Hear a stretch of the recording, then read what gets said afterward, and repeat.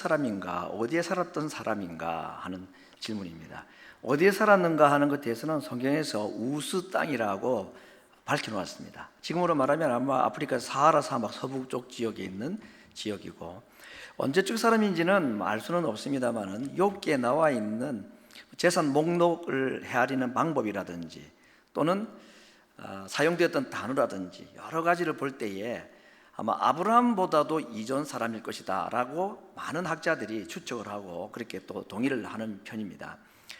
이 욥기에 나와 있는 많은 가르침들이 있는데 그 중에 우리에게 인내, 또 하나님의 보상하심, 이런 주제는 우리에게 익히 잘 알려져 있는 내용들인데, 오늘 저는 제목과 같이 이 욥기를 하나님의 절대 주권이라는 주제를 가지고 좀 말씀을 드리고자 합니다. 조금 무겁고 좀 어려워는 보입니다만은 우리 신앙생활에 많은 신앙의 원리 원칙 또는 신앙의 교훈들이 있는데, 그 중에 반드시 우리가 기억해야 될 중요한 원리 원칙, 신앙의 교훈 중에 하나가 이 하나님의 절대적인 주권을 믿는 신앙, 이것이 굉장히 중요하다는 것을 오늘 욥기에 사실 처음부터 마지막까지 내용을 통해서 좀 보고자 합니다.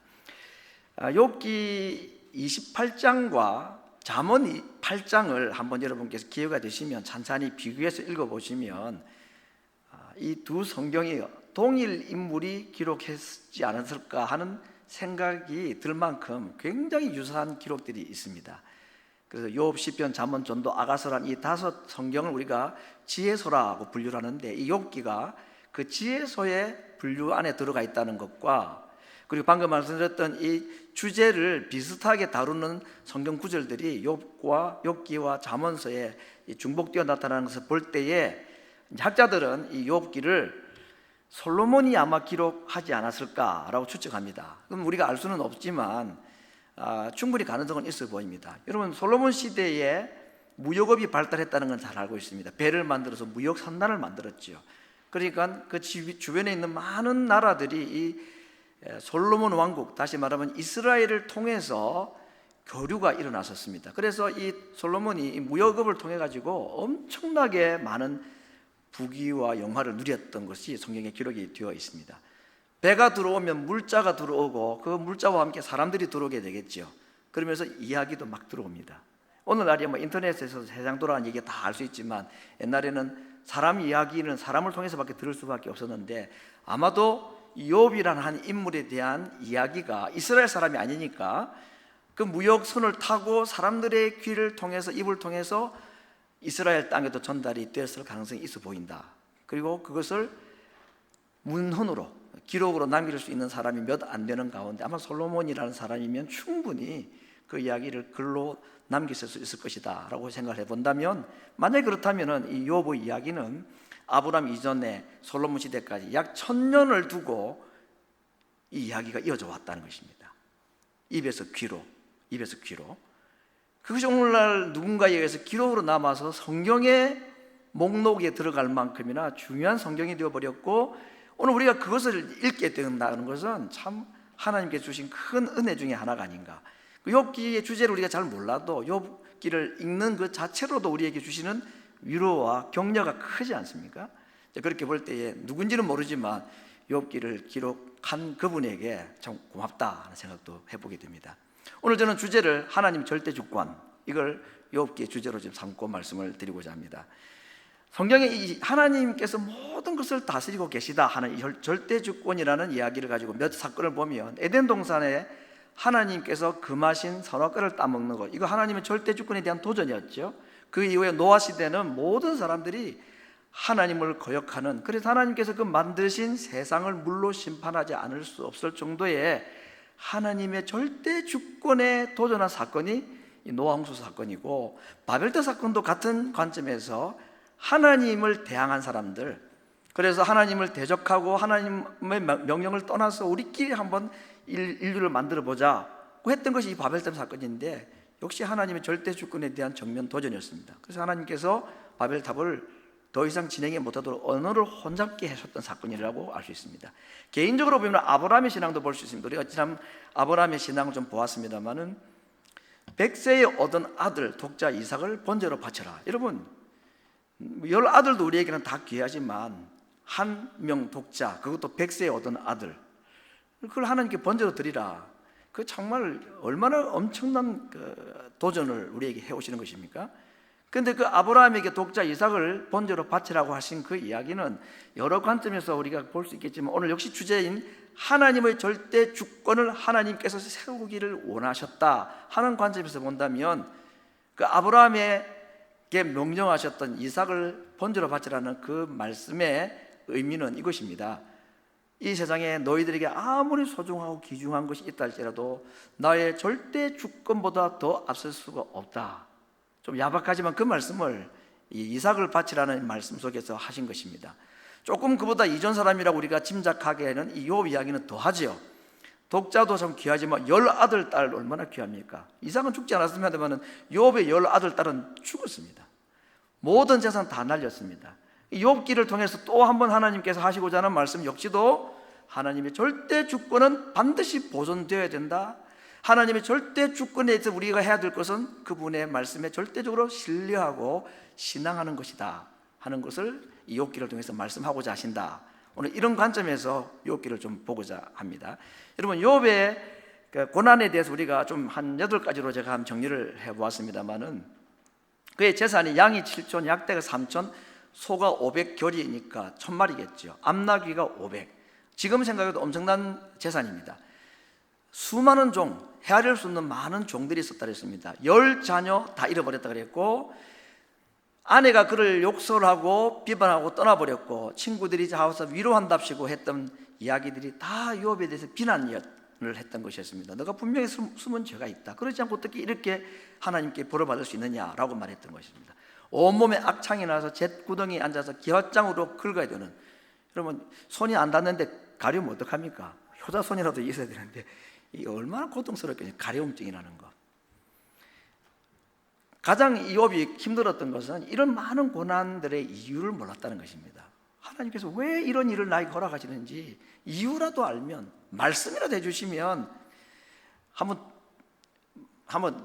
대화라도 나눠볼 텐데, 하나님이 아무리 말씀을 하나님께 불러도 하나님이 대답하지 않으시고 침묵하시는 것, 이런 것이 지금 욥이 당하였던 이 고난의 한 목록으로 볼 수가 있겠는데, 이런 일들을 통해서 하나님께서는 지금 우리에게 무엇을 말씀을 하고자 하시는가? 여러분, 욥기라는 성경 42장 가운데서 누가 말을 가장 많이 했을 거라 생각하십니까? 하나님일까요? 친구들일까요? 욥이 제일 말을 많이 했습니다. 친구들이 말하는 한마디 하면 욥이 그냥 얼마나 억울했으면 그렇게 막 변명하고 이야기하고, 심지어는 말씀하지 않는 하나님을 대해서도 하나님께 막 독백처럼 왜 이러십니까? 어떻게 이런 일이 있을 수 있습니까? 라고 그 많은 욥의 말을 한 크게 3가지로 요약하면, 첫 번째는 자기 변호입니다. 나 잘못이 없다는 것이었습니다. 두 번째는 나는 하나님의 입장에 의롭게 살았다. 세 번째는 그럼에도 불구하고 이런 어려움을 당하는 이유를 도무지 알 수가 없다. 이런 내용이 욥기의 절반 가까이 차지하는 욥의 많은 말들의 핵심적인 내용이라고 할 수가 있겠습니다. 오늘 저는 욥의 개인 신앙의 승리 이야기를 말씀을 하는 것이 아니고, 이 욥기를 통해서 하나님께서 우리들에게 하시고자 하는 말씀, 하나님의 절대 주권 신앙에 대한 말씀을 보고자 할 때에, 욥의 긴 이야기 끝에 마침내 38장에 가서야 하나님께서 욥에게 말씀을 하십니다. 욥기 38장 1절 2절에 하나님께서 욥에게 하시는 말씀을 한번 보겠습니다. 긴 침묵 끝에 하나님 하시는 말씀, 때에 여호와께서 폭풍 가운데로서 욥에게 말씀하여 가라사대, 무지한 말로 이치를 어둡게 하는 자가 누구냐? 누구에게 하는 말입니까? 욥에게 하신 말씀이죠. 폭풍 가운데 욥에게 말씀했습니다. 그러면서 너는 대장부처럼 허리를 딱 묶고 내가 묻는 말에 이제부터 답을 해봐라 하고 38장에서부터 41장에까지 하나님께서 정말 폭포수와 같이 말씀을 하시고 질문을 쏟아내십니다. 그 질문 내용들을 간략하게 요약하면 이런 것입니다. 하나님께서는 모든 천지를 창조하시고 우주를 다스리고 계시다. 두 번째, 이 땅에 있는 모든 천체를 하나님이 지금도 운행하고 계시고 기상도 하나님이 다스리고 계시다. 요즘 태풍이 계속 올라오고 있고 또 지금 코로나 바이러스 확산도 이런 것들 이 하나님께서 다 다스리고 계시다 그런 말씀이죠. 그 다음에는 동물의 세계도 하나님이 다스리신다. 염소가 며칠 만에 임신하고 아기가 아니라 새끼를 놓는지 아느냐? 암염소가 언제 안사슴이 언제 임신을 하고 언제 새끼를 놓는지 아느냐? 이런 질문들입니다. 그러면서 마지막에는 이제 우리가 잘 알지 못하는 동물들, 소처럼 풀을 먹는 하마 이야기가 나오고 그 다음에는 악어 이야기가 나옵니다. 이거 동물원에 있는 하마나 악어를 말하는 게 아니죠. 입에서 뭐 횃불이 나온다고 했으니까 뭐 공룡인지 아무튼 지금은 존재하지 않을 것 같은 그 신기한 동물까지 거론하시면서 너 아는 게 있으면 대답해봐라. 이들이 어떻게 생겨났고 어떻게 살아가는지, 산에 이 독수리들이 높은 곳에 둥지를 틀고 있는데 너가 명령해가지고 그 독수리가 거기에 알을 까고 하느냐. 이 자연의 신비한 이야기들, 우리 몸도 그렇지 않습니까? 인체가 얼마나 신비롭습니까? 이런 것들 우리 전혀 모르는 겁니다. 정말 하나님께서 오늘 이 긴 침묵 끝에 욥에게 하시는 말씀, 대장구처럼 허리에 띠를 띠고 내 묻는 말에 답을 해봐라. 너가 하는 말은 참 무지한 말이다. 무지한 말로 참 하나님의 가르침과 진리를 너가 지금 어둡게 하고 가리고 있다 라고 지금 말씀하시는 것입니다. 여러분 한번 생각을 해보겠습니다. 욥이 얼마나 답답했을까요? 자기의 순전함, 정직함, 하나님 바르게 살고자 했던 것, 그의 신앙에도 불구하고 이해할 수 없는 이런 엄청난 고난들이 몰려왔을 때에 하나님을 향하여서 왜 이런 일이 있습니까? 라고 물어도 답이 없고, 그래서 이런저런 막 말씀을 드렸더니 하나님께서 나타나셔서 이제 말씀을 하십니다. 여러분 같으면 욥에게 어떤 말씀을 제일 먼저 할 것 같습니까? 욥아, 그래 고생 많았다. 나는 너를 잘 알고 있어. 너는 정말 믿음 있고 신앙을 잘 지켰고 너 잘못한 거 없었는 거 잘 알아.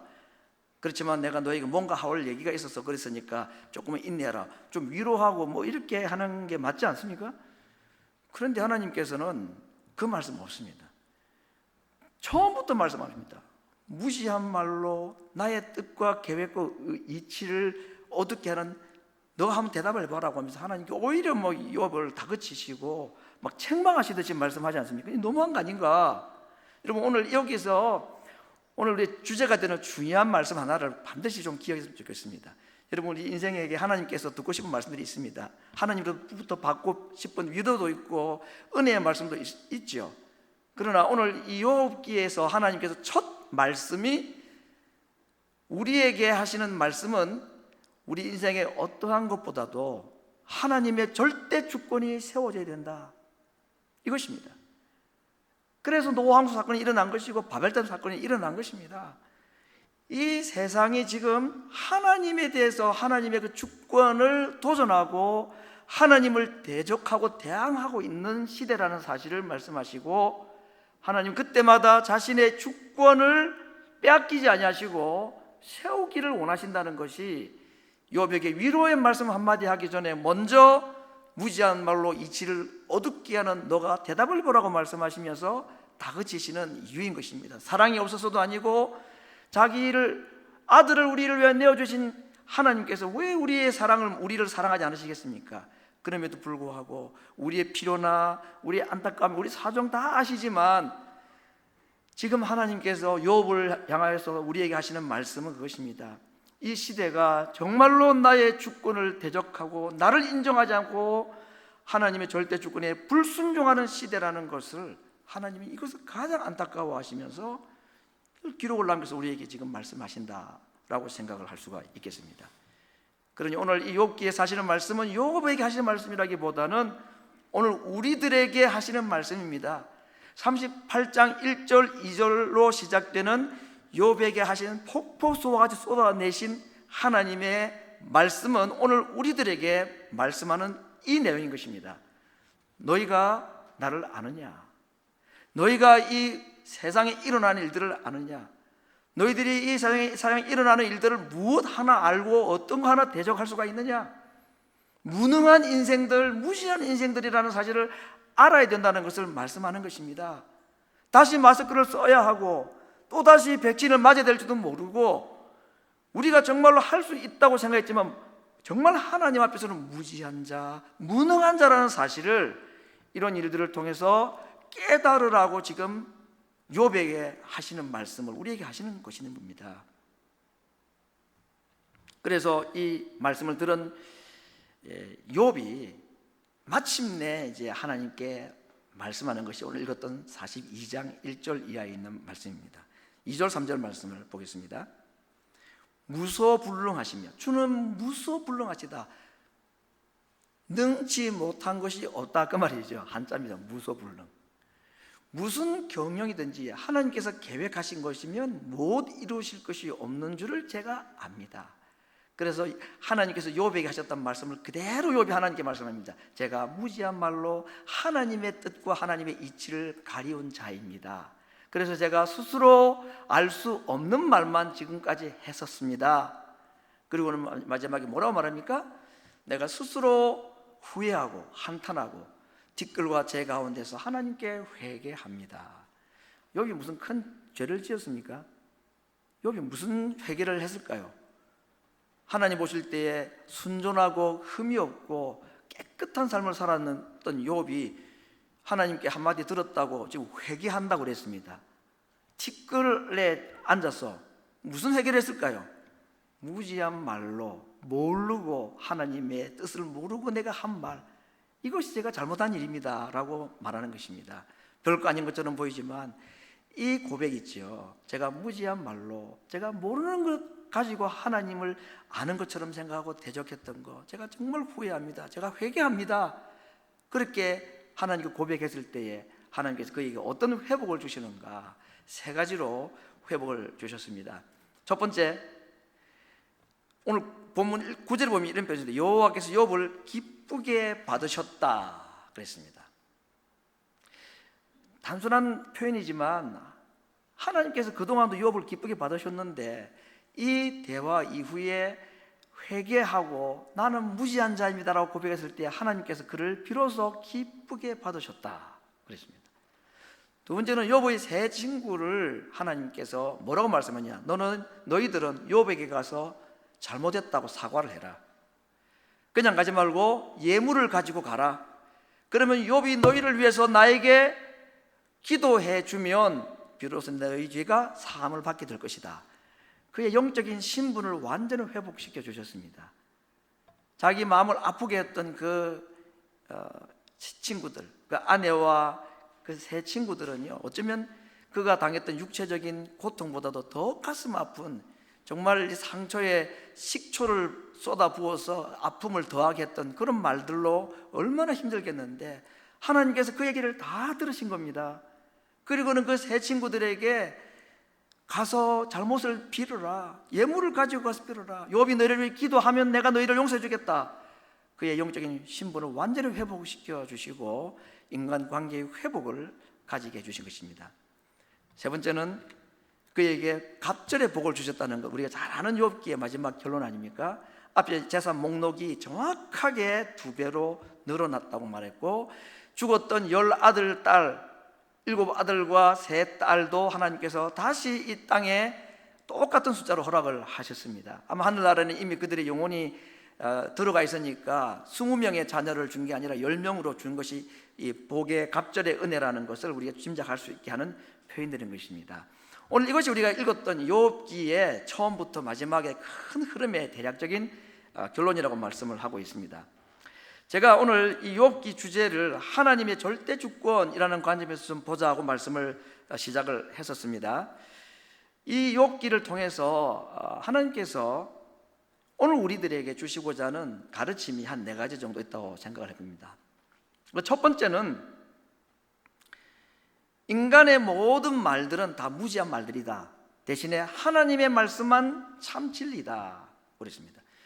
욥이 한 말이나 욥의 친구들이 한 말이 헛된 말이 없죠. 다 옳은 얘기들입니다. 쿠쿠줄들이 옳은 말들입니다. 그런데 하나님 이야기가 없고 하나님의 절대 주권에 대한 고백이 없는, 예수님과 관련되지 않은 이 땅의 모든 학문과 이론들은 다 무시한 말들이라는 것입니다. 이건 오늘날 꼭 종이의 책이 아니라 요즘 전자책들이 많이 나오니까 얼마나 많은 글들이 쏟아져 나오겠습니까? 영상들이 지금 얼마나 쏟아져 나옵니까? 근데 하나님 얘기 없고 예수님 얘기 없는 이야기들, 특별히 하나님의 절대 주권에 대한 인정이 없는 이 세상의 모든 지식과 학문들은 다 무지한 말들이라는 것입니다. 그걸 오늘 성경을 통해서 우리에게 먼저 말씀을 하십니다. 두 번째, 오늘 욥의 친구들에게 특별히 하는 말씀이기도 하고 또 욥의 아내를 두고 하신 말씀이기도 합니다. 판단을 중단하라 하는 메시지가 있습니다. 예수님께서도 간음하여 현장에 잡힌 여인이 돌에 맞아 죽게 됐을 때에 죄 없는 자가 먼저 돌로 치라고 말씀하셨지요. 욥의 아내가 아무리 그렇지만 자기 남편이 이런 얼마나 고통스러움을 당하고 있을 때에 하나님 욕하고 죽으라고 어떻게 그런 말을 할 수가 있었겠습니까? 얼마나 가슴이 아팠겠습니까? 친한 친구들이나 친구들이 찾아와가지고 안다고 뭐 성경 이야기, 신앙 이야기 막 하면서도 좋은 얘기를 다 늘어놓는데 하나도 위로가 되지 않습니다. 틀린 말은 하나도 없지만 오히려 그의 마음을 아프게만 했습니다. 그래서 하나님께서 욥의 아내에게도 말씀하는 것이고 욥의 세 친구들에게도 말하는 것입니다. 입 다물어라. 여러분, 우리가 다 안다고 말하는 것, 남을 위해서 내가 뭐 한마디 하는 것이 그렇게 참 도움이 되는 말처럼 보이지만 그러지 않은 경우들이 많이 있죠. 내가 정말 들어야 할 말씀들이 있는데 그 말하고 누군가가 나에게 하는 말들이 더 귀찮고 나를 더 힘들게 하는 말들이 우리에게 있습니다. 우리 역시 마찬가지죠. 누구인가가 도움을 주고 또 좋은 말 해준다고 위로한답시고 또는 뭐 사랑으로 훈계한답시고 하는 말들이 가까운 사람들 또는 사랑하는 사람들, 이런 사람들에게 상처가 되는 일들이 참 많이 있습니다. 나도 그런 상처를 받은 경우가 많고 나도 모르게 다른 사람에게 하는 한마디가 그가 얼마나 고통스러운 이 상처되는 말들을 우리도 모르게 하는 경우들이 있는지 모릅니다. 그런 경우에 오늘 이 욥기를 통해서 우리에게 주시는 또 하나의 중요한 메시지가 안다고 다 말하지 말고 입 다물어라. 그 말 한마디 때문에 얼마나 사람이 상처받는지 아느냐, 이 얘기를 지금 하고 계신 것 같습니다. 예수님께서 우리를 위하여 십자가에 죽으실 만큼 사람은 하나님께 귀중한 분이었습니다. 이 세상에서 죄인이든지 욥처럼 의롭게 살다 고난당한 사람이든지 간에 그 사람은 아무렇게나 우리가 함부로 대할 사람이 아무도 없고 정말로 하나님의 형상대로 지음받은 존귀한 자들이고, 특별히 구원받은 하나님의 백성들은 그를 위하여서 예수님이 자신의 생명을 주실 만큼이나 너무나 소중한 분들인데 우리는 너무 예사롭게 대하고 함부로 대하고 말을 쉽게 하고, 그거 지금 하나님께서 별로 안 좋아하시는 것 같아요. 지금까지 하나님이 다 보고 계시고 그렇지만 침묵하고 계셨습니다. 그러면서 욥에게 먼저 말씀하시고 그의 세 친구들에게 강력하게 잘못을 깨닫게 해주고 꾸지름하시는 것이 그 말 아니겠습니까? 입이 있다고 함부로 말을 좀 하지 말아라 라는 말. 세 번째는 오늘 주제가 되는 하나님의 절대 주권을 믿고 인내하라. 욥의 신앙 고백이 많이 나오는데 특별히 두 곳을 봅니다. 2장 10절에 그가 이르되, 아내가 자기를 보고 욕하고 하나님 욕하고 죽으라고 하니까 그대의 말이 어리석은 여자 중 하나의 말 같도다. 우리가 하나님께 복을 받았은즉 재앙도 받지 아니하겠느냐. 그 다음에 23장 10절의 말씀이죠. 나의 가는 길을 오직 그가 아시나니 그가 나를 단련한 후에는 내가 정금같이 나오리라. 하나님이 지금 나를 단련하고 계신다. 하나님의 절대 주권을 믿는 것입니다. 복도 재앙도 하나님이 주신 것이라면 내가 받아야지 하는 것. 지금 이것이 이해할 수 없는 고통이지만 하나님이 나를 지금 단련하고 계시다 하는 것, 이거 하나님의 절대 주권을 믿는 신앙이었습니다. 바울도 로마서에서 말씀했습니다. 우리가 환난을 당하지만 환난 중에도 즐거워하고 기뻐하는 이유는 환난이 인내를, 인내가 연단을, 연단이 소망을 이루기 때문이다 라고 말했습니다. 이 모든 신앙의 고백들은 하나님의 절대 주권에 대한 믿음의 고백이기 때문에 가능한 것입니다. 그래서 오늘 욥기를 통해서 하나님께서는 우리들에게 하나님의 다스리심, 하나님이 지금도 실수 없이 우리의 삶을 다스리고 계시고 온 우주의 전체가 하나님의 계획대로 움직이고 충돌하지 아니하고 일어나는 것과 이 운행이 되는 것과 같이 하나님께서 모든 인생들의 삶을, 내 개인의 삶을 자신이 가지고 계신 그 계획과 뜻에 따라서 지금까지도 차질 없이 진행하고 계시고, 욥에게 일어나는 이해할 수 없는 고통이랄지라도 그것도 하나님의 계획과 하나님의 절대 주권 아래에 있다는 사실을 믿어라. 그리고 인내하라. 이것이 욥기가 우리에게 주시는 세 번째 메시지인 것입니다. 네 번째는 기쁜 소식이죠. 하나님께서 이렇게 하나님의 절대 주권을 믿고 인내한 자들에게는 반드시 보상하시고 복 주시는 분이시다. 그리 아니하실지라도 우리는 하나님을 믿지만, 하나님을 믿고 그분의 절대 주권을 의지하고 인내하며 하나님을 의지한 자들에게 하나님은 절대로 실족지 않게 하시고 우리의 삶을 분명히 은혜로 하나님께서 원하시는 길로 인도해 가신다는 사실, 이것이 우리가 욥기를 통해서 얻을 수 있는 단순하지만 너무나 소중한 교훈이라고 생각을 합니다. 오늘 저는 욥기서를 하나님의 절대 주권, 그리고 그 절대 주권에 대한 절대 신뢰, 절대 신앙이라는 주제를 가지고 말씀을 드리고 있습니다. 욥이 고백한 아름다운 고백들이 앞에 있었습니다만은 다시 함께 볼 이 욥의 신앙의 유명한 고백들 세 가지를 제가 소개합니다. 16장 19절, 지금 나의 증인이 하늘에 계시고 나의 중보자가 높은 데 계시니라. 개역 개정판인데, 여러분 보실까요? 하나님께 아무리 기도해도 하나님께서는 응답하지 않고 말씀을 하지 않았을 때에 얼마나 답답했습니까? 그런데 그가 하나님이 침묵하시고 대답이 없을 때에 깨달은 것이 있었습니다. 지금 나를 대신해 줄 중보자가 하늘에 계시고 저 높은 데 계시다. 두 번째, 19장 25절 26절에 내가 알기에는 나의 구속자가 지금도 살아계시니 후일에 나중에 그가 땅 위에 서실 것이다. 그가 정말 예수님의 육체적 탄생을 알고 있는지 모르지만 이 구절은 예수님의 성육신 사건을 이해하는 데 조금도 부족함이 없는 완벽한 깨달음 아닙니까? 만약에 우리가 추적했던 연대들이라면 아브라함 이전에 이런 고백을 했다는 것입니다. 이것은 내 육체가 썩고 난 후에, 내가 죽고 난 후에, 지금 온몸이 악창이 나가지고 가려워서 회복되면 좋겠지만 혹시 이대로 내가 죽는다 할지라도 내가 육체 밖에서 하나님을 볼 것이다. 하나님 살아계심을 믿고 자기가 하나님 앞에 서게 될 것이라는 이 구원에 대한 확신을 가지고 있는 욥기의 많은 말씀들 가운데 굉장히 유명한 두 구절입니다. 그리고 오늘 하나님의 말씀을 다 듣고 난 후에 그가 다시 마지막으로 고백한 것, 내가 죽게 대하여 이전에는 귀로만 들었는데 이제는 제가 눈으로 주를 배움나이다 라고 고백을 했습니다. 여러분, 정말 욥이 하나님 보았습니까? 하나님을 본 사람이 있습니까? 예수님을 보거나 하나님 보내신 천사를 본 사람들은 간혹 있고, 모세도 불꽃 가운데 나타나신 하나님을 귀로 보고 듣고 눈으로 보았는지는 모르지만 욥이 하나님 보지 않았죠. 보이지 않았습니다. 그런데 왜 이런 얘기를 합니까? 이전까지는 내가 귀로만 하나님을 들었는데 지금 하나님의 말씀을 듣고 난 뒤는 제가 눈으로 하나님 봅니다. 강조용법이겠죠. 귀로 듣는 하나님이 아니라 이제는 눈으로 보는 너무나 분명하고 확실한 하나님에 대한 이야기입니다. 그런데 이 이야기도 결국 예수님의 탄생과 가만히 연관시켜 보면 그렇게 거짓 이야기도 아니다, 과장도 아니다. 왜냐하면 정말 욥이 보지 못하였던 그 중보자, 하늘에 계신 그 중보자를 하나님은 눈에 보이는 분으로 이 땅에 보내셨으니까. 지금은 우리에게 그 예수님이 보이지 않습니다만은, 그러나 예수님 시대에 예수님을 본 사람들보다 우리는 더 정확하게 하나님의 살아계심과 그분이 우리를 위해 보내신 하늘에 계셨던 욥이 그토록 찾았던 중보자, 누가 내 답답한 얘기를 좀 대신 하나님께 알아줄 사람이 없을까?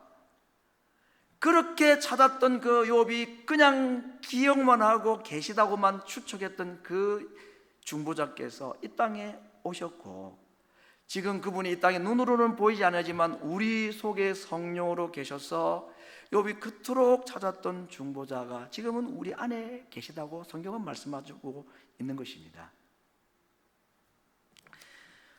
욥기를 통해서 우리는 오늘 마지막 결론을 하나 도출을 하고자 합니다. 욥이 찾았던 그 중보자, 하늘에 계시고, 그래서 내가 눈으로는 보지 못했지만 정말 눈으로 본 것과 같이 이제는 하나님을 가까이 하게 했던 그 경험들이 오늘 우리들에게 주시는 강력한 메시지로 하나 자리 잡는 것, 이것입니다. 욥기의 결론은 이것입니다. 주 예수님을 바라보라. 중보자를 바라보고 우리 눈에 보이지 않고 귀에 들리지 않을 때에 우리를 위하여서 중보하시는 예수님이 계시다는 것을 믿고, 그분이 저 하늘에 계시고 언젠가는 이 땅에 서실 것이고, 그리고 그분은 십자가에 달리신 이후에 우리의 귀에, 우리의 눈에 보이는 분으로, 우리 마음속에 느껴지는 분으로, 성령으로 우리 안에 계시는 그 예수님, 그분의 중보자로 오신 성령님을 바라보라 라고 말하는 것입니다. 주님을 바라보는 것, 우리의 중보자이신 예수님을 의지하고 그 주님을 바라보는 믿음으로 절대 주권자이신 하나님을 신앙하고 그분의 주권에 신뢰함으로 반응하라는 것이 오늘 욥기의 결론이라고 할 수가 있습니다. 제가 한두 번 아마 이 설교 시간이거나 아니면 뭐 기도의 시간에 있었던 제 이야기를 간증을 한 적이 있어서 제가 이 말씀을 준비하면서 또 옛날 생각이 나서 좀 소개를 하고자 합니다. 1994년 10월 어느 날입니다. 주일입니다. 확실한 것은 제가 경기도 화학산에 있는 경기도 가평에 있는 그 화학산 공군부대에 첫 부임을 하고, 보통은 제가 주일날 아침에 근무교대차로 올라가서 예배를 드리고 하룻밤 자고 월요일날 퇴근차를 타고 내려옵니다. 주일날 올라가서 월요일 밤에 저녁에 내려오는 게 저 주일 스케줄이었는데, 그때는 제가 노회를 참석해야 되기 때문에 주일날 올라갔다가 주일날 내려왔어야 됐습니다. 근데 내려오는 차가 없기 때문에 제가 그 옆에 있는 부대, 봉우리에 부대가 두 개 있습니다. 이제 이 군사 기밀이기 때문에 말씀은 안 드리지만, 그래서 제가 올라갈 때는 우리 부대차로 올라가고 내려올 때는 이쪽 부대차가 중간에서 저를 픽업을 하도록 그렇게 약속이 되어 있었습니다. 그때만 해도 뭐 휴대폰이라는 것이 없을 때가 돼가지고 그냥 미리 전화로 약속하고 1050고지에서 딱 나눠지는데 1050고지에서 만나기로 했습니다. 저는 부대에서 내려왔고 이 차가 내려오기를 기다리는데 차가 안 내려오잖아. 이 차가 한 오후 4시 5시 됐는데 이제 날이 어둑어둑해지고 빗방울이 하나씩 떨어지기 시작하고, 거기에는 뭐 호랑이는 없겠지만 곰은 있을 것 같은 곳이고, 제가 다리를 그때 좀 삐어가지고 올라가지도 못하고 내려가는 건 더더군다나 안 되고 산중에 완전히 갇혀버렸습니다. 정말 이러다가는 여기서 밤을 새워야 되겠다, 비를 맞을 때도 모르겠다, 비 피할 데도 없는 거죠. 산 한중에 어디게 겁이 난 거 덜컥. 거기 차가 도무지 있을 수는 없잖아요. 그 중간에 좀 걱정이 되는 것입니다. 그래서 제가 그 순간에 비방울이 떨어지기 시작하고 날이 어두워지기 시작하고, 그 순간에 제 마음속에 떠올랐던 복음성 찬양 가사가 하나 떠올랐습니다. 어떤 복음성이었을까입니까? 뭐 비바람이 먹구름이 다가와 하늘을 덮어도, 그런 찬양이 만물을 주관하시는 주님의 섭리라 모두 무릎 꿇고 모든 만물들이 하나님 앞에 복종하라, 하나님께 경배하라는 그런 복음 찬양이 막 떠오르는 것입니다. 정말 그 가사 그대로 먹구름이 몰려오고 비바람이 치고 그 순간인데, 그 마음에 찬양하는 가운데 제 마음이 얼마나 평안했는지 모릅니다. 다 생략하고 이쪽 부대 차가 내려오지 못하는 이유는 갑자기 상수도 공사를 하는 바람에, 휴일이니까 차가 안 올라다니니까 차가 없는 틈을 피해가지고 상수도 공사를 하고 있었던 거예요. 땅을 파고. 차가 못 내려온 거예요. 차는. 근데 우리 부대에서 은색 집차가 한 대 내려왔습니다. 우리 부대에서. 있을 수 없는 일이죠. 군사 통제구역에 어떻게 민간인 차량이 왔으면 제가 굳이 이 차를 불렀겠습니까? 그냥 우리 부대차 오는 그 손님 차량에서 온데, 이 사람들이 내일부터 월요일부터 부대에 내무쇼 공사를 시작하는데 물자를 한번 뭘 해야 될지 알기 위해서 사전 조사를 하러 왔다는 거죠. 그거 알았으면 제가 고생 안 했는데, 그것도 모르고 저는 뭐 고생만 하다가 그 차가 내려오는 거예요. 제가 그래서 그 차를 타고 편안하게 집까지 왔습니다.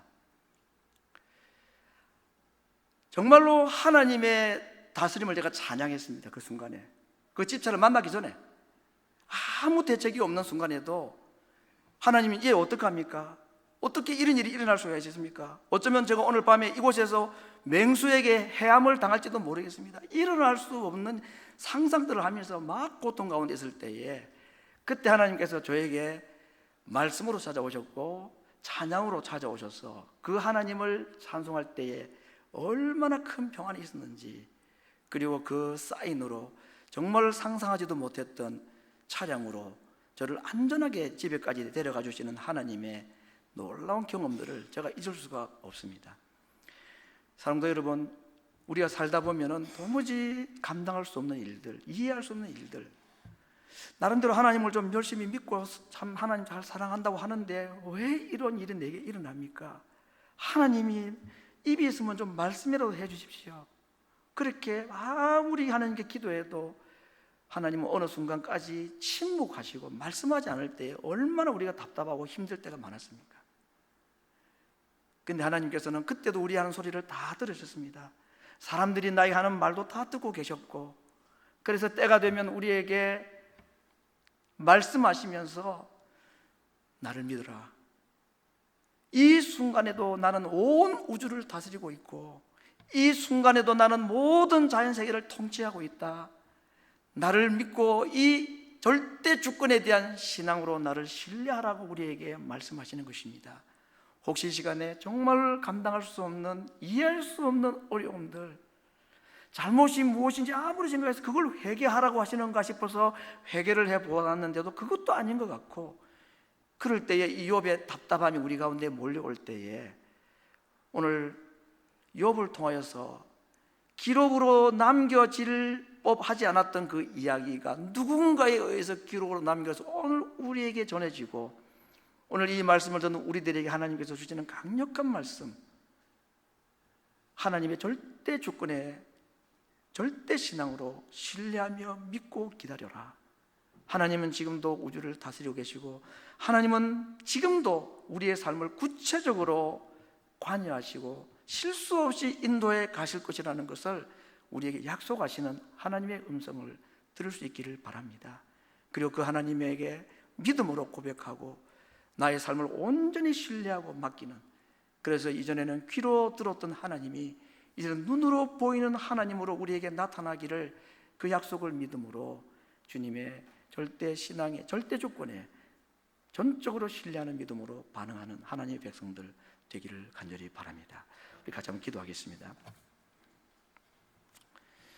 이해할 수 없는 정말 어려운 고통 가운데서 하나님은 오늘 우리에게 말씀하십니다. 입을 닫고 귀를 기울이라고, 그리고 나를 믿고 의지하라고, 어느 순간에도 너희들을 내 손에서 빼앗을 자가 없을 것이라고 약속하시는 그 믿음을 고백하는 자들에게 각절의 복으로 함께 분명히 채워주시는 하나님의 약속을 믿고, 이 시간 내 마음속에 있는 아픔도 염려도 걱정도 불평도 고민도 하나님 옆에